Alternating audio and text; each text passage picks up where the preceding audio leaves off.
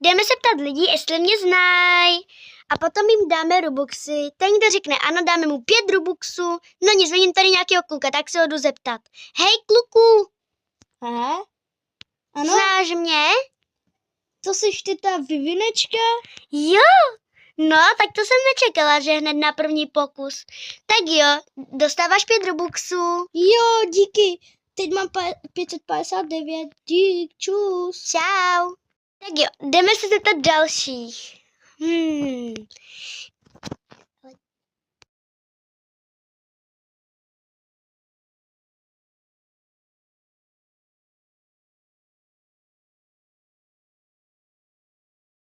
No, tak třeba tam toho divného týpečka bez vlasů. Pardon, že se směju, ale vypadá zajímavě. Hej, kluku! Kluku, Ano? znáš mě? Asi ne. Aha, tak nic. Měj se. Kdo jsi? To je jedno. Tak běž do prdele. Čau. Koho bych se zeptala dál? Hele, to je nějaký modrovlásek, tak třeba ho. Čau, znáš mě? Počkej, ty jsi ta Vivi?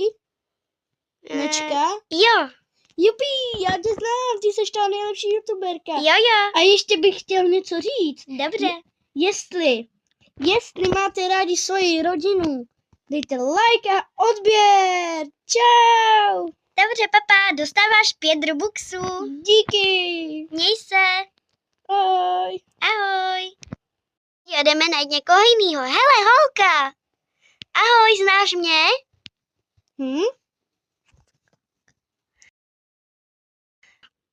Znáš mě? Asi ne. To je škoda, mohla si vyhrát 5 Robuxů.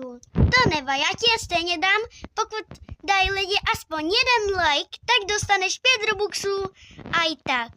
Tak rychle lidi, ať tahle chudá holčička dostane nějaký Robuxy. Děkuju.